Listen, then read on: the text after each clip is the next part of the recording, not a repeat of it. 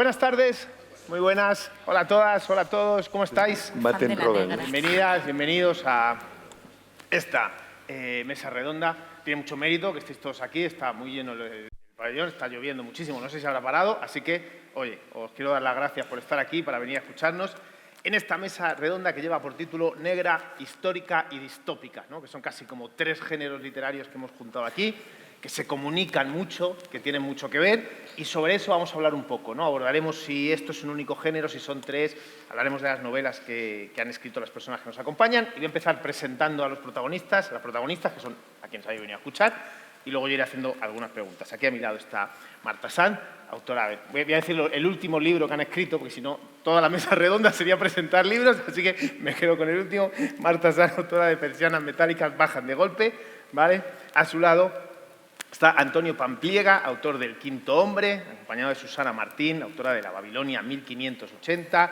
y al otro lado, Juan Ramón Viedma, autor de Crisanta. Y como os digo, esta mesa lleva por título eso, Negra, Histórica y Distópica, y vamos a hablar un poco sobre estos 3 géneros. Para empezar y para hacer una pregunta, yo comenzaré con algunas preguntas así genéricas para soltarnos, y luego ya iré haciendo preguntas concretas de vuestra obra. Y mientras estaba pensando yo en esta mesa, me acordaba hace poquito, hace como un par de meses, en un evento así literario, en la cena posterior, había una editora de un gran grupo editorial y estaba contando así en tono así jocoso, ¿no? Que en los últimos años siempre había esa lucha entre la novela negra y la novela histórica, ¿no? Se iban como cambiando. Un año era la novela histórica la que mejor funcionaba y otro año pues había un éxito de novela negra, funcionaba muy bien la novela negra, y dijo ella en un momento así como divertido, dijo, hasta que inventamos el género definitivo, que es la novela negra histórica. Dijo, entonces nos asegurábamos de que funcionara muy bien. Y es verdad, ¿no?, que este concepto, esta novela que aborda momentos históricos más cercanos o más lejanos, con un misterio, con una intriga, es algo que funciona muy, muy bien.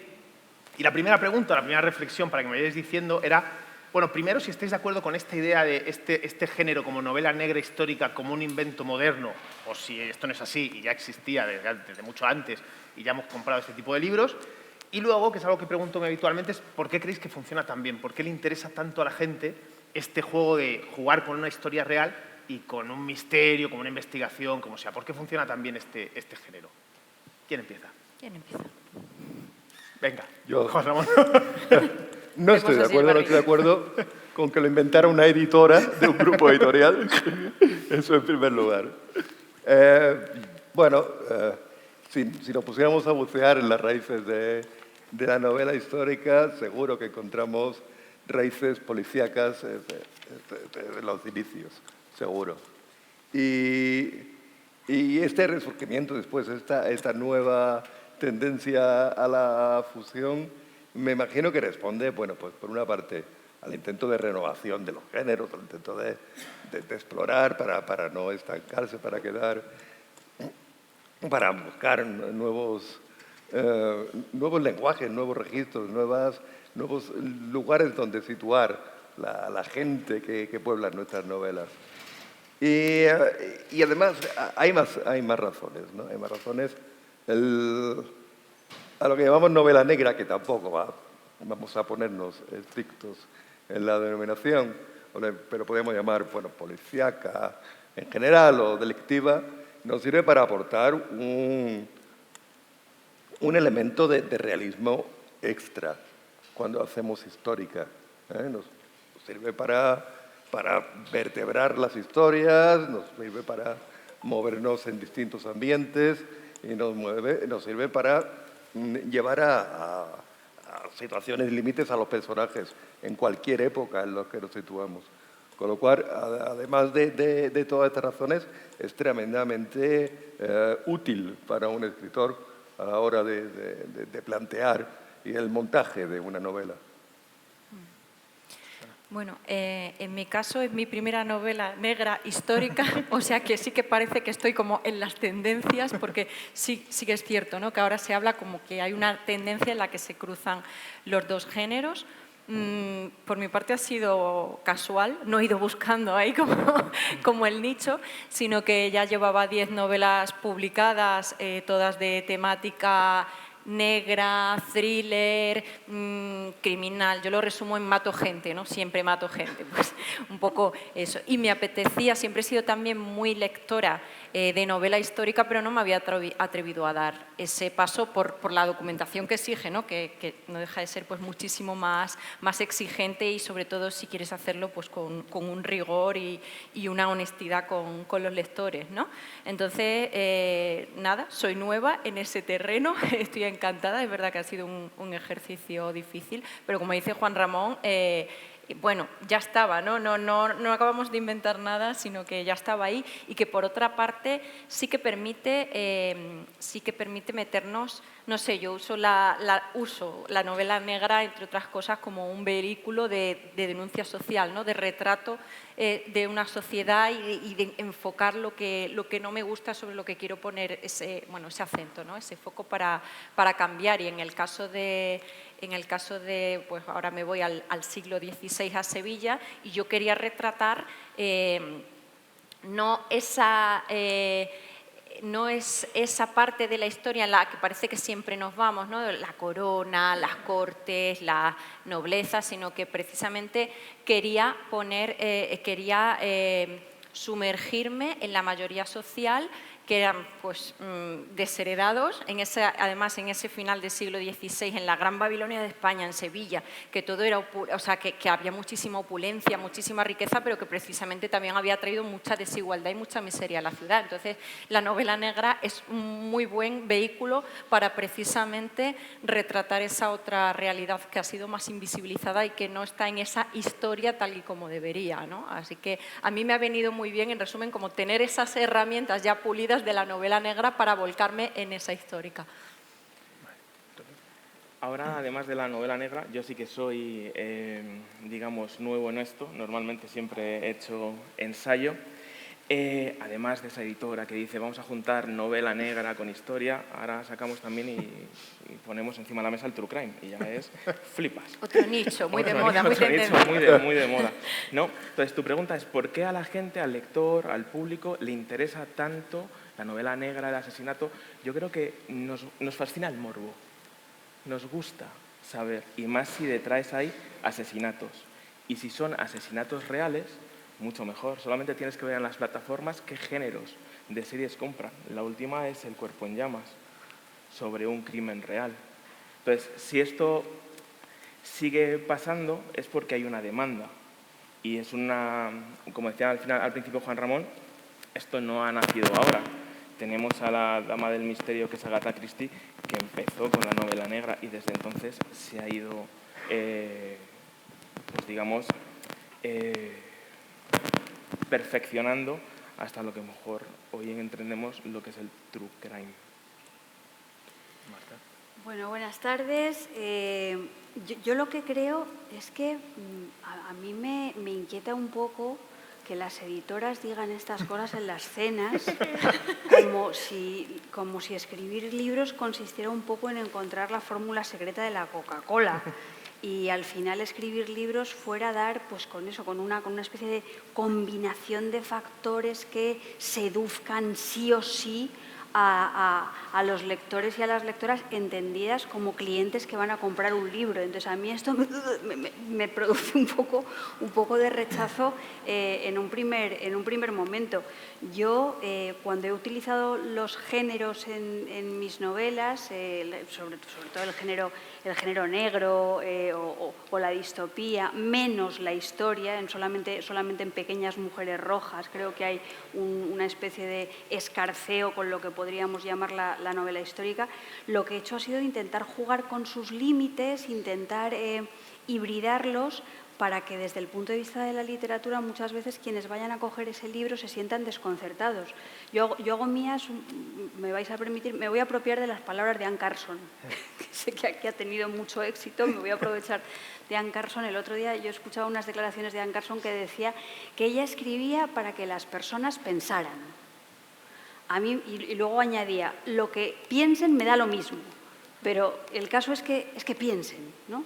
Yo cuando escribo un libro intento ir un poco por ese camino y utilizo los géneros para eso. A veces los utilizo para quebrar las expectativas de quien tengo enfrente que no se encuentra exactamente con las reglas, la ortodoxia que marca un género, y entonces se hace preguntas sobre lo leído por cómo un libro está escrito, ¿no? Por eso insisto que me inquietan mucho estas fórmulas de la Coca-Cola, mucho. Y luego, respecto a lo que estaba diciendo Antonio, hay cosas muy curiosas, y la denuncia social y todas. Es verdad que hay cierto tipo de novela negra en determinados contextos que sí que se usa, y sí que se ha usado como una manera de intentar remover, de visibilizar los ángulos muertos, las zonas oscuras. Pensamos en la novela negra estadounidense, yo pienso siempre en Hammett, evidentemente. Pero luego hay otro tipo de novela negra que lo que utiliza es el crimen como exotismo. Por ejemplo, para mí todo lo que es un poco la novela negra nórdica, joder, si no hay crímenes. Si tienen un índice de criminalidad, es que está en -6, y de repente el crimen se utiliza como una especie de aparato, de fórmula exótica de lo que no estás viviendo, ¿no? Entonces creo que hay dos caminos o más, y que los géneros no siempre se usan para algo en particular. Y esta editora, pásame su número, que le voy a decir unas cuantas cosas. Me apunto aquí el nombre, pero yo no lo digo. Digo que me vais a buscar la ruina. Seguimos con la historia, con la novela histórica. No va a pasar al resto de géneros, entramos con la distopía, pero quería haceros otra pregunta sobre esto. Habéis hablado, Juan Ramón decía, y Antonio también hablaba, como de la importancia del realismo, el juego que te da, ¿no? Te da por un lado ese misterio y por otro lado poder basarte en algo real, la importancia que tiene que ser real.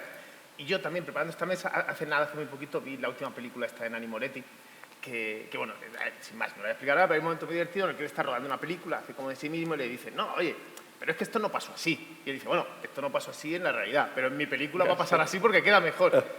Y esto me lleva a pensar mucho, claro, cuando haces una novela histórica que además juega con ciertos misterios, ¿dónde está el límite? Quiero decir, ¿hasta dónde puedes cambiar los hechos? ¿Os parece adecuado que se pueda modificar la historia? ¿No? Seguimos con el cine, como lo que hizo Tarantino, ¿no? De Malditos Bastardos. O sea, yo puedo cambiar toda la historia y sigue siendo una novela histórica. ¿O creéis que hay un límite en el que dices, no, mira, me tengo que ceñir a estas reglas? ¿Eso cómo se valora? Es complicado, porque hay que mantener ahí, creo yo, un equilibrio, o al menos es la manera en la que yo lo enfoco. Por una parte, creo que hay que buscar un rigor extremo a la hora de reproducir los hechos de una época, porque es peligroso no hacerlo en ese contrato que tienes establecido con el lector. Si le fallas, pasa igual que con la novela policíaca. Si cometes un fallo, se te desmorona el castillo de naipes y el lector ya no se cree nada y ya nada de lo que digas importa. Con la novela histórica igual. En principio, con lo que ocurre tienes que mantener un control muy estricto para mantenerlo. Yo recuerdo que escribí una novela en Iván y la brújula en la que adelantaba un año la construcción de unos urinarios públicos en Sevilla. Y sigo teniendo pesadillas de que en un acto como este un lector me diga, usted es un sinvergüenza porque alteró esta fecha que debería aparecer de otra manera. Dice Walter Benjamin que el pasado es una puta. Dice que está ahí esperando, complaciente, a que el escritor de novela histórica se acerque para decirle al oído justamente lo que él quiere oír. O sea que en principio basta con que seleccionemos para alterar la realidad. La realidad que vamos a mostrar en nuestra novela es fruto de lo que nosotros hayamos elegido. Yo escribí una novela victoriana y había tanto material, tanto referente literario que me parecía una cuestión en principio inabordable porque me resistía, y me resisto siempre, o intento hacerlo, a poner lo que pone todo el mundo. Perdón. Entonces, al final, solo tirando de hemeroteca y no de otra obra literaria y tirando de libros de viaje de la época, pude seleccionar aquellos actos lo bastante lo bastante extravagantes y próximos a mí que quería introducir. Por lo tanto, ya hay una manera ahí de acercarse a la novela histórica. Planteas otra, planteas la distópica, la ficción distópica, que es alterar los hechos directamente. Yo creo que eso da para una segunda vuelta de preguntas. Perfecto. Sí. En mi caso estoy muy de acuerdo con lo que expone Juan Ramón. Para mí el proceso ha sido de absoluto rigor y coherencia con la historia. Yo me he pegado 2 años de estudio y de investigación que me han dejado exhausta. Estoy todavía mentalmente exhausta de este trabajo porque 2 años, pero ya digo, 2 años muy intensos que perfectamente podían haber sido 5 o 6. Y creo que es lo justo y lo honesto para con quien está al otro lado de las páginas, ¿no? Hacer ese trabajo y contarlo. Yo quería huir a toda costa de cualquier tipo de anacronismo, de cualquier tipo de gazapo y buscaba para ofrecer esa Sevilla de la época, ¿no? Todo lo que podía. En mis personajes el ejercicio es el ejercicio del autor en todo caso creo que tiene que ser de mucha empatía, ¿no? De ponerse en el lugar, en la piel de ese personaje, pues en mi caso de esos hombres y esas mujeres, especialmente del siglo XVI que no han tenido voz, pues yo quería estudiar, o sea, tener tanto ya en mi cabeza cómo vivían, cómo pensaban, cómo olían, que pudiera saber cómo pudiera eso, ¿no? Darles voz y trasladar cómo funcionarían, cómo hablarían y todo ese estudio, pues ya digo, ha sido exhaustivo en, pues yo qué sé, por poner un ejemplo, el Hospital de Bubas, que hay una escena que es relativamente corta dentro de la novela donde la protagonista va a ir al Hospital de Bubas. A mí me aparecían 2 localizaciones diferentes de las fuentes y yo busqué y tiré del área de historia de la Universidad de Sevilla y entre todos los profesores empezaron a liar hasta tener la certeza de dónde estaba, porque cambió varias veces de ubicación, dónde estaba el Hospital de Bubas en ese momento, ¿no? O el convento de las Carmelitas Descalzas, donde está una de las principales protagonistas, Carlina, Sor Catalina, profesando, pues tuvo 3 ubicaciones, ha tenido 3 ubicaciones desde que lo fundó la Madre Teresa y justo pues yo lo ubico en la que estaba en 1580, que hay quien me ha dicho, ojo, qué bien lo has ubicado porque estaba en la misma calle, la calle Pajerías, actual calle Zaragoza, que estaba la mancebía sevillana, ¿no? El muro, la tapia de la mancebía sevillana, estaban pegadas las monjas y las mujeres prostituidas y hay quien me ha dicho, ojo, qué bien lo has ido a poner, ¿no? Es que estaba ahí, ¿no? Me aseguré que estuviera ahí y de hecho fue cuando fue una forma también de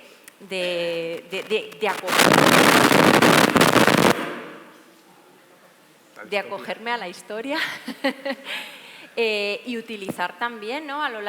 Vas investigando, vas documentándote y descubres anécdotas, sucesos, personajes que no conocías, pero que a lo mejor son muy novelables, vienen muy bien para incorporarlos a la trama, justo a lo que estás buscando, pero desde luego no inventarlo, ¿no? Eso me parecería deshonesto y además seguro que nos metería mucha caña, ¿no? Porque luego hay toda una serie de lectores especializados en ver dónde está el anacronismo. Yo a eso le tenía mi cierto pudor, mi cierta inseguridad y reconozco que todo lo he revisado hasta la extenuación para que sea, bueno, pues ese texto acorde y que el lector, la lectora se pueda sumergir en ese siglo XVI casi como una experiencia sensorial, ¿no? Como meterse en una máquina del pasado y saber que una máquina del tiempo y tener la seguridad y la tranquilidad de que esos hechos son así. De hecho, hay una nota final en la que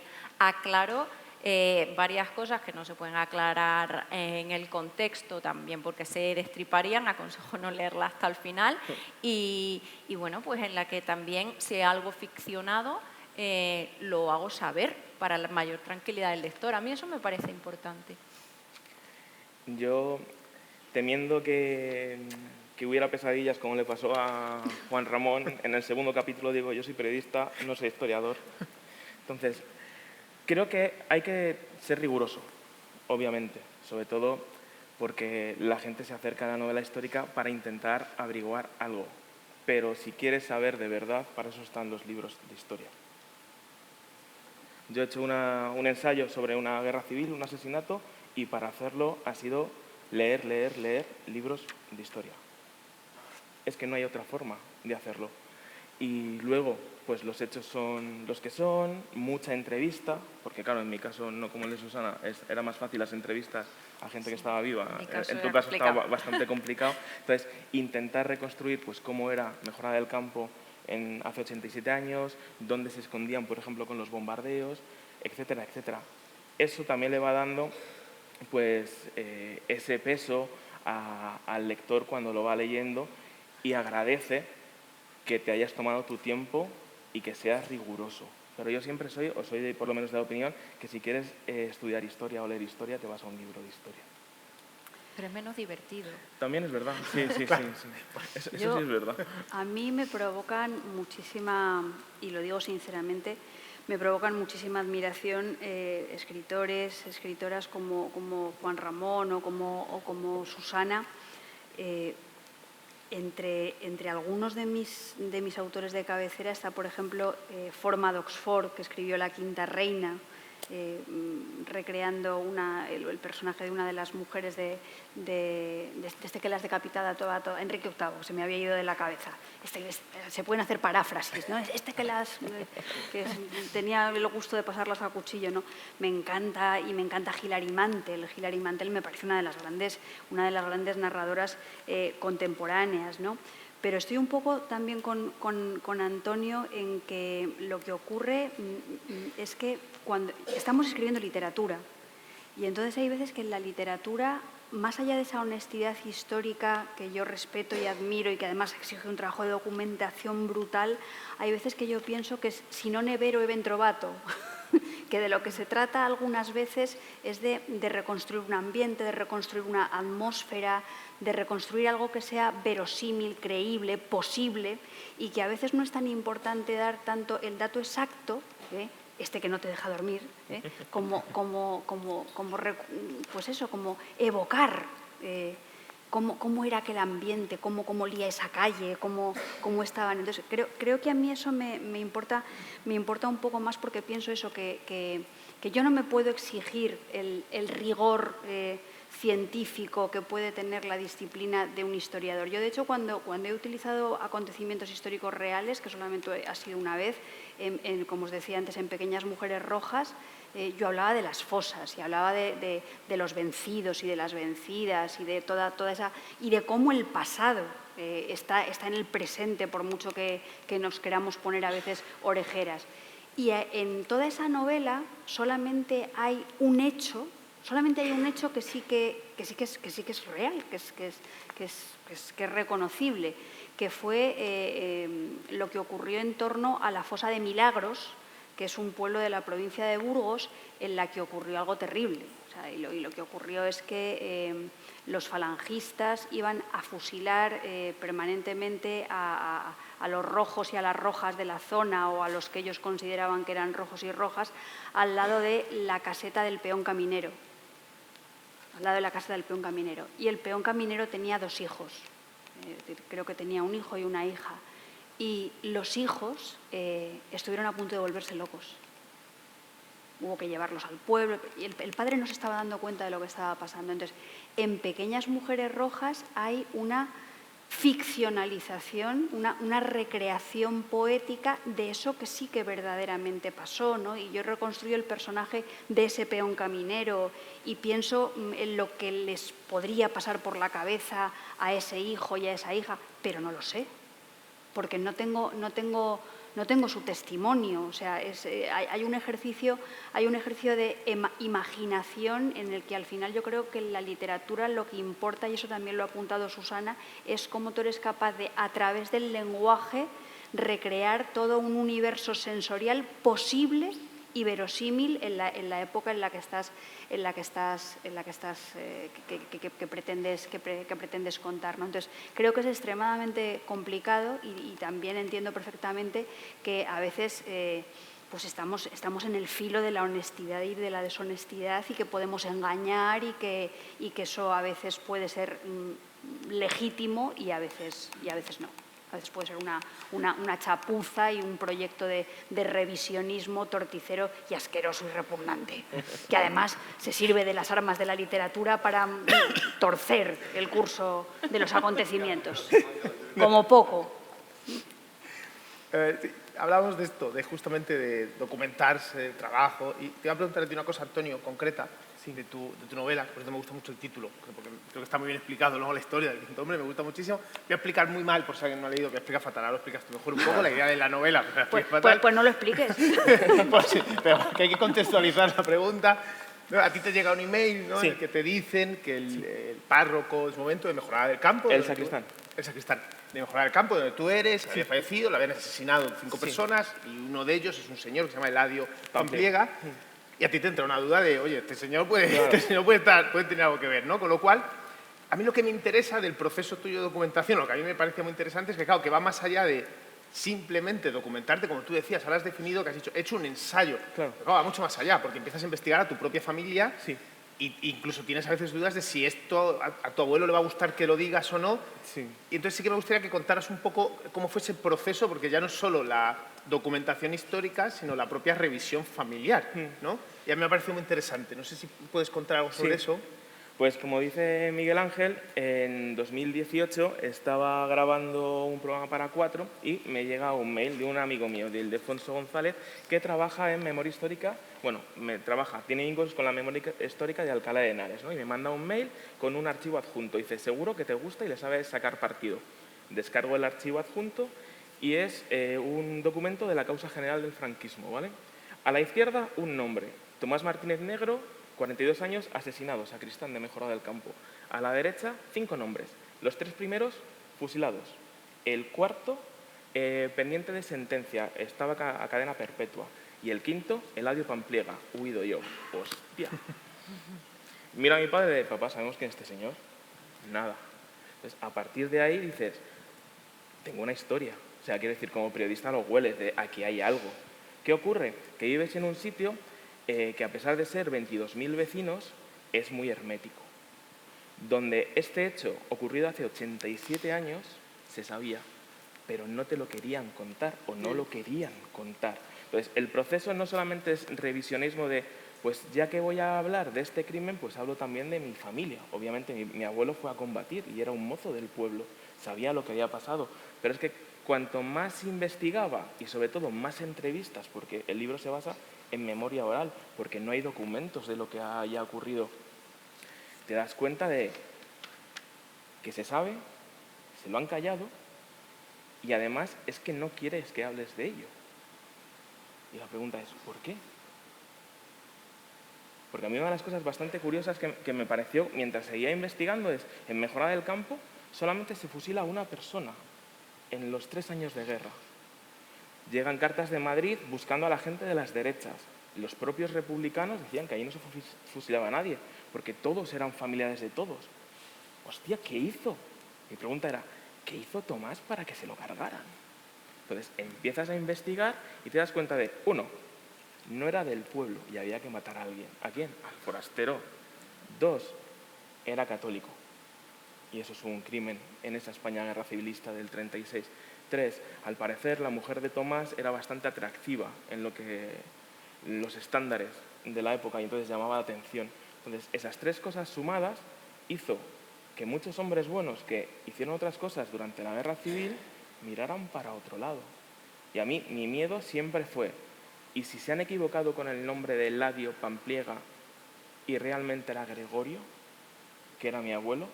Entonces lo primero que hice fue ir al archivo de Mejorada a ver si existía Eladio ya. Ah, vale, que existe, vale, que este señor existe. Entonces a partir de ahí seguir tirando del hilo hasta que resuelves una cosa que a mí me pareció que se tenía que haber resuelto mucho antes. Y el problema es que el libro sigue teniendo vida. ¿Por qué?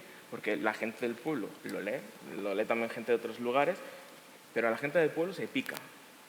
Se pica y dice, pues yo creo que en los años X aquí había una calle que tenía el nombre de Eladio.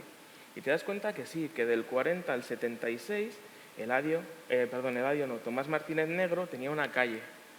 Cambió, pasamos a hacer la transición y ganó el Partido Comunista en Mejorada del Campo, le pusieron una calle a uno de los supuestos organizadores del asesinato, Justo Basanta, y a Tomás se la quitaron para ponerle la calle Democracia.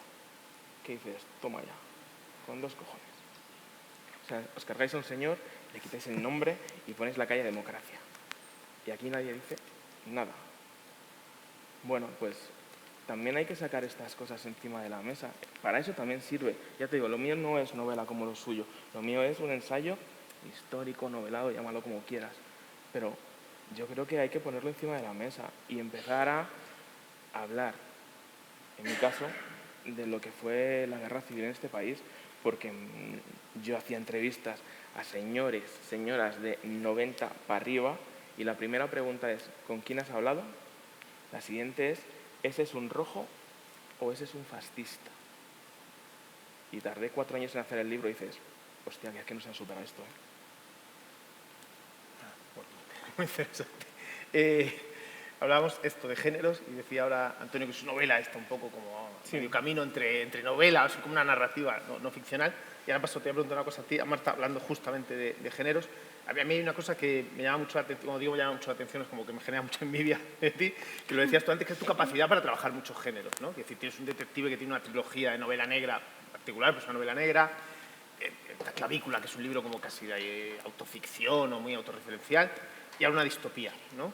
Entonces quería que contaras un poco por qué la distopía. Yo, preparando un poco la mesa, escuchando un poco entrevistas y cosas que habéis dicho, contabas algo, que, si quieres extenderlo ahora, que me parecía muy interesante, es que decías que nuestra generación, que es una generación acomodada, era algo así como que, claro, creíamos que el futuro, ¿no?, que el progreso era siempre ir a mejor, que los que vendrán después siempre van a estar mejor, ¿no? Y de repente, ¿no?, en estos últimos años, el COVID, por diferentes acontecimientos, nos hemos dado cuenta de que quizá no. No sé si ese es el motivo que te lleva a ti a hacer una distopía o por qué te metes en este género. Bueno, pues por varias razones. Una muy importante fue la experiencia del confinamiento y la pandemia, esa sensación de que las persianas metálicas se cerraban de golpe y que, como tú muy bien has dicho, yo empecé a tener la sensación de que habíamos sido una generación muy privilegiada, que no habíamos vivido la guerra como la habían vivido nuestros abuelos, que no habíamos vivido los coletazos de la posguerra y de la represión franquista como la podían haber vivido nuestros padres, que yo me consideraba una niña de la transición, yo nací en el 67, solamente viví 8 años de franquismo, que fue realmente como nada en el colegio, y que todo mi crecimiento había ido como en paralelo de una sensación de progreso, donde yo tenía capacidad para luchar por las causas que consideraba justas y donde pensaba que la vida era un continuo mejorar, un continuo progresar, no solamente desde un punto de vista individual, sino también desde un punto de vista de las generaciones venideras. Siempre pensábamos que nuestros hijos, que nuestras hijas, y está bien que yo diga esto porque no tengo ni hijos ni hijas, con lo cual tengo una gran esperanza en el futuro, iban a vivir mucho mejor que nosotros, y de repente llegó el confinamiento, la pandemia, luego la guerra, y pensamos, oye, a ver si no. Y empezamos a mirar a las personas jóvenes y a los niños con algo que iba más allá de la ilusión, con algo que iba, ojo, ¿y qué relato les hago? ¿Qué les cuento? ¿Cómo se puede estimular a esta gente que en realidad tienen tanto por hacer y un futuro que no es siempre de color de rosa, ¿no? Entonces, me planteé que para transmitir esa idea lo más conveniente desde el punto de vista literario era escribir una distopía, pero una distopía a lo Kurt Vonnegut, es decir, cachonda. Una distopía llena de sentido del humor, en la que en el fondo de lo que se estuviera hablando, como en casi todos los libros que escribimos, es del presente, de las cosas que nos pasaban en el presente, con la convicción, y esto sí que me preocupa muchísimo, de que la esperanza no se construye solamente con terrones de azúcar.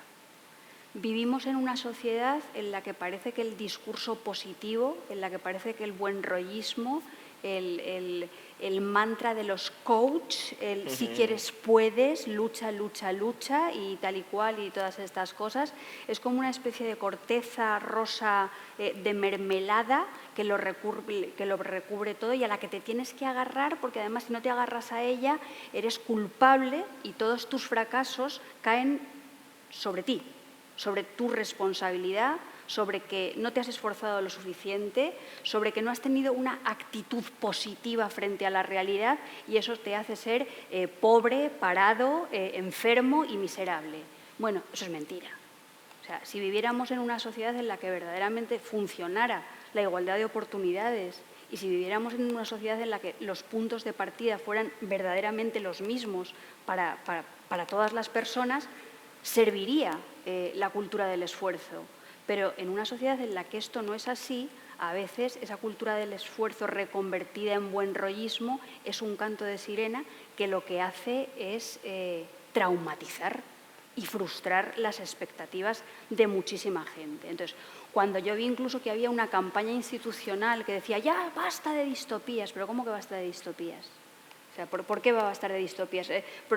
Que ya no haya más distopías es como lo mismo que prohibir los sonetos con estrambote o la poesía heroica. No, o sea, hay veces que la manera verdaderamente de avanzar, de tener esperanza, de saber lo que se puede transformar y continuar adelante es señalar el muro en la grieta, señalar lo que está mal, aunque lo hagas desde el sentido del humor de la sátira, que es lo que yo he querido hacer en Persianas metálicas bajan de golpe, ¿no? Mezclar muchos géneros, la sátira, la comedia musical, el terror, la ciencia ficción, para escribir una novela que en el fondo es una novela realista, donde los lectores y las lectoras más que tengan así un ojo fino podrán reconocer a personajes tan fascinantes como Bertín Osborne, podrán reconocer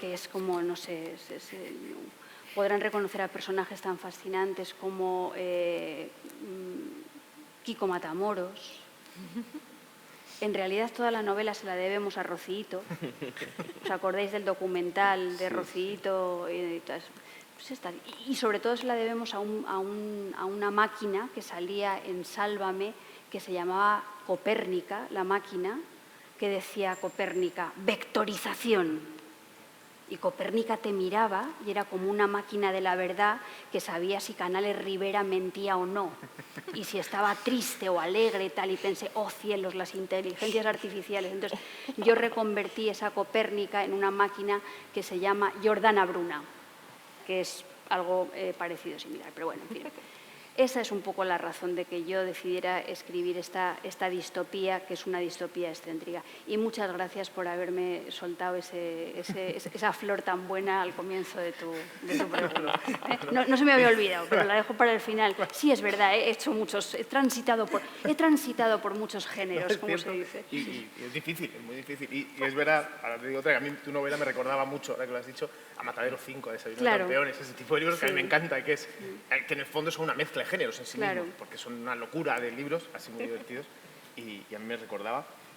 Susana, voy ahora contigo. Decías antes, hablando de este convento y del prostíbulo, ¿no? que te habían dicho y que estaban muy cerca, tú decías, bueno, es que históricamente es así, ¿no? Esto yo no me lo he inventado, pero sí que es cierto que tú tomas más decisiones, es que haya dos personajes, ¿no? que son de dos universos totalmente diferentes, ¿no? que pertenecen a este prostíbulo, a este convento, que tienen como mucho peso y que forman parte de la historia. A mí me apetecía, ¿no? que contaras un poco por qué, ¿no? Porque más allá de que eso, de que históricamente estuvieran ahí uno pegado al otro, crear, ¿no? la historia en esos dos espacios físicos y con esos dos personajes tan diferentes que tienen algo en común, ¿no? ¿Por qué te decides por mostrar esos dos lados de la historia? Bueno, yo cuando empecé este proyecto, o sea, en la génesis, tenía algunas ideas más o menos claras y otras muchas que a medida que iba investigando, estudiando, aprendiendo, pues fueron tomando forma o fui acogiendo, ¿no? Lo que decía antes, determinados hechos, determinados personajes históricos, reales, que me venían genial, ¿no? para la historia que quería contar. Pero había algunas cosas claras. Quería irme a esa Sevilla de finales del 16, porque bueno, es mi escenario bastante habitual. Yo he crecido a caballo entre Extremadura y Sevilla y ubico en uno o en otro, y cuando me iba al pasado pues me parecía que una ciudad que ha vivido ese esplendor y que ha sido esa capital comercial del nuevo y el viejo mundo, ¿no? Realmente es muy literaria y quería irme ahí. pero quería irme precisamente no para contar toda esa opulencia, todo ese brilli, todo ese esplendor, ¿no? Esos cargamentos de oro y plata, que bueno, pues también, sino para contar toda esa otra parte que no se ha contado, ¿no? La de la mayoría social a la que no se le ha dado voz. Y de esa mayoría social a la que no se le ha dado voz, a la que desde luego menos se le ha dado voz, es a las mujeres, ¿no? Es una parte que todavía tenemos pendiente de restitución con la historia y con las mujeres que han pasado por ella. Y bueno, pues en ese sentido quería ponerme en su piel y que fueran ellas las que narraban todo tipo de personajes y, por supuesto, tanto masculinos como femeninos, pero mucho foco es verdad en las mujeres, y sobre todo elijo a esas dos protagonistas porque de alguna forma era la única salida fuera de la institución del matrimonio, ¿no? Cuando de ese yugo de pasar de ser propiedad del padre a ser propiedad del marido a través del matrimonio, si no optabas por ese camino, lo único que te quedaba era meterte a monja, ¿no? Profesar en un convento con más o menos fe. Y ya, si tampoco ese era el camino bien visto, digamos, luego estaba el otro camino pecaminoso, no tenías ningún tipo de recursos, no valías nada, pues lo único que podías hacer era vender lo único que tenías, que era tu propio cuerpo, ¿no? Entonces yo me fijo en dos mujeres que están en esos dos extremos que parecen antagónicos, pero a lo mejor luego resulta que no lo son tanto, porque las dos son huérfanas, que proceden de Triana, que aunque ahora es un barrio muy guay, muy cool, pues antes era en esa época era uno de los arrabales pues con más desigualdad, con más miseria. Son dos niñas que han estado muy unidas en la infancia, que han sobrevivido, aunque todo parecía indicar lo contrario, ¿no? Han logrado llegar a los 19 o 20 años que tienen ahora, a través también gracias también a esa amistad férrea, ¿no? Que se han unido pues con picaresca, con pillaje, con todo lo que estaba a su alcance, pues ir escaqueando un mendrugo de pan o cortando una bolsa a un mareante, ¿no? Que venía con dinerito de las Indias. Entonces, cada una de ellas ha tomado un camino distinto en la vida. Damiana pues ha vendido su cuerpo, que era lo único que tenía. Las dos se han montado en el ascensor social dentro de lo difícil que era en esa etapa y para una mujer, porque aunque Damiana pues hace la desagradabilísima tarea de tener que vender su cuerpo, pero lo hace dentro del prostíbulo legal, que era la mancebía sevillana, ese famoso compás de la laguna que han retratado tantos literatos hombres, supongo que porque iban allí a documentarse para después escribir sobre ello. Y entonces, ella no es de esa mayoría que está en las calles prostituida ilegalmente, que puede morir cualquier día, tiene una cierta protección. Está una de las casillas, las boticas se llamaban, más cotizadas de esa ya mancebía legal y en fin, con ciertas seguridades. Y por otro lado, Carlina, ahora Sor Catalina, pues lo que ha hecho es lograr profesar en un convento, en el de las Carmelitas Descalzas, que no era tampoco tan fácil, porque había que tener una dote, y si no tenías recursos, pues a no ser que, pues, por ejemplo, una viuda sin herederos dejara cierto dinero para niñas con mucha fe, pues no podías acceder. Ella se las ingenia de esa manera, se las ingenia porque está harta de buscarse el alimento cada día, y se asegura, por muy austero que fuera el convento de las Carmelitas Descalzas, se asegura algo de alimento diario. Y también quería cultivarse. Una niña sin recursos en esa época, huérfana, pues ya me diréis qué probabilidades tenía, pues ni siquiera de alfabetizarse. Y en el convento de las Carmelitas Descalzas, que acababa de fundar, había fundado hacía 4 años la Madre Teresa, y que además lo regentaba la priora letrera, Sor María de San José, que la propia Madre Teresa, ¿no?, le puso ese sobrenombre, priora letrera, por lo cultivada que era, pues de alguna forma pues puede también cumplir ese otro anhelo, ¿no? Pero no dejan de estar las dos también no dejan de estar en jaulas, una tras las tapias de la mancebía sevillana, que solamente pueden salir en casos muy tasados, que están regulados en las ordenanzas del Cabildo, y la otra, bueno, pues procesando un convento, en este caso detrás de las tapias de ese convento, que además, lo que decía, ¿no?, están cara a cara o espalda con espalda, ¿no?, según queramos mirarlo. Entonces me parece que es ese ejercicio para ponernos en esas personas invisibles que no debieran serlo tanto, ¿no? Y así vamos compensando también ese canon que en la novela negra ya parece que más mujeres van poniéndose a las riendas y protagonizando los casos, las tramas, pero en la histórica todavía falta mucho ahí. Pues mira, siguiendo con la novela histórica, con los personajes femeninos, Ramón, en tu novela, la protagonista también es una mujer, Crisanta, que además da nombre a la novela, pero hay un personaje del que quiero que me hables, porque a mí me parece muy curioso. Yo he escuchado como una entrevista tuya en la que has dicho, antes además decías la importancia que para ti tiene, ¿no?, el ser fiel a la historia, ¿no? Y hay un personaje inspirado en una persona real, Manuel Criado, si no me equivoco, que es el nombre, que te he oído decir, que esto es lo que me ha llamado la atención, que es el mayor villano que tú has escrito nunca en tu carrera.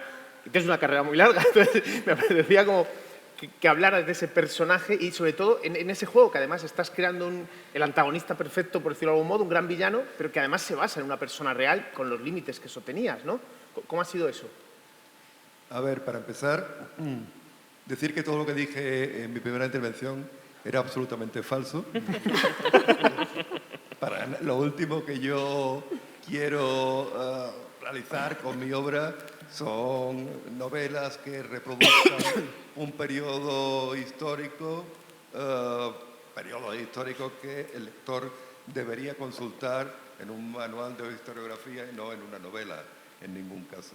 Así que de lo que hablaba es de esa primera fase de preparación de la novela, en la que uno se crea un armazón, en la que sí pienso que es muy importante cuidar el detalle al mínimo, porque las extravagancias que cometas a continuación serán más o menos poderosas y creíbles si hemos partido desde este punto de vista. En mi novela, efectivamente, combino personajes reales y personajes que no lo son. En este caso, efectivamente, de forma consciente o no, a lo largo de mi obra hay un largo catálogo de personajes malvados, la exploración del mal en todas sus manifestaciones, porque en realidad es un tema que me interesa y con el que me siento muy identificado, tengo que decir.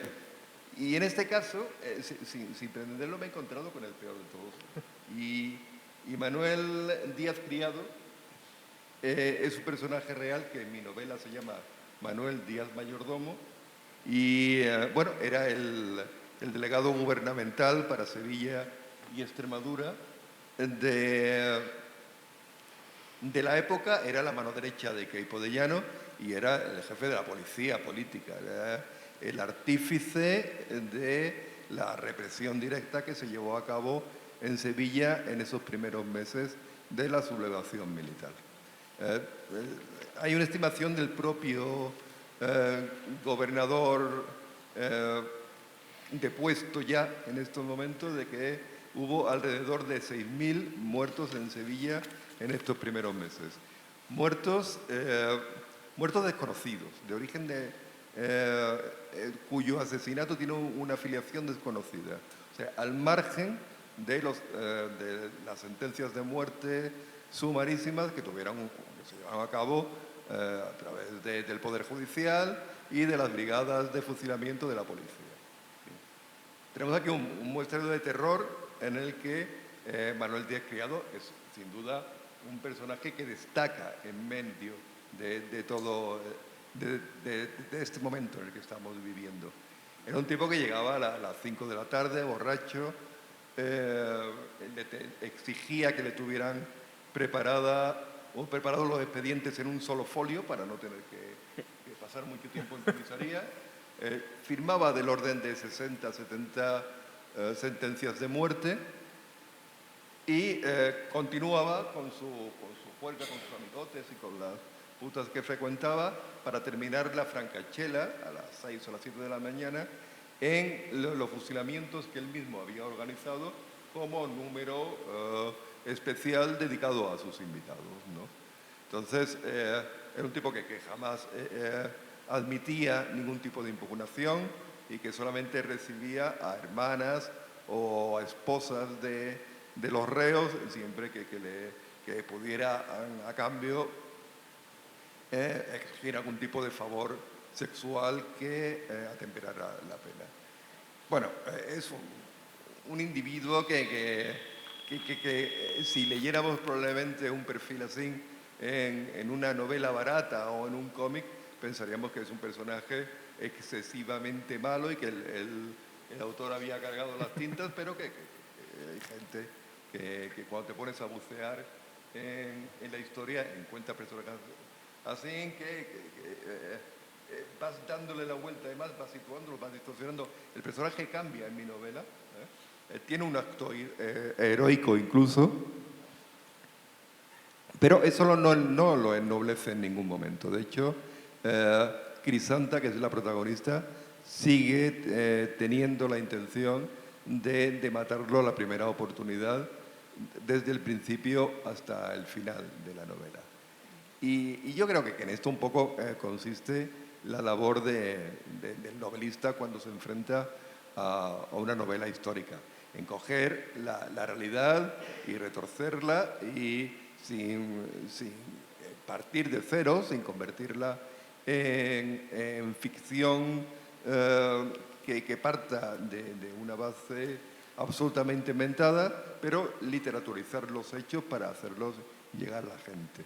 Si me permiten ustedes, les voy a contar una historia. Esta novela, Crisanta, nace de la siguiente historia.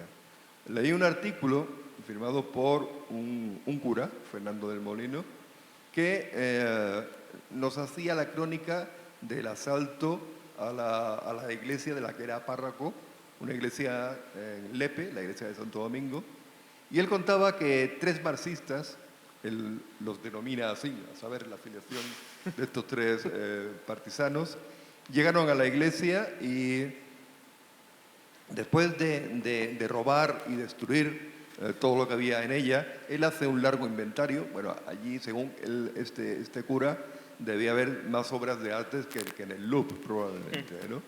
Y cuenta que estos 3 partisanos se acercan a la talla de la Virgen y la fusilan, le sacan los ojos, la descuartizan a hachazos y la tiran al río.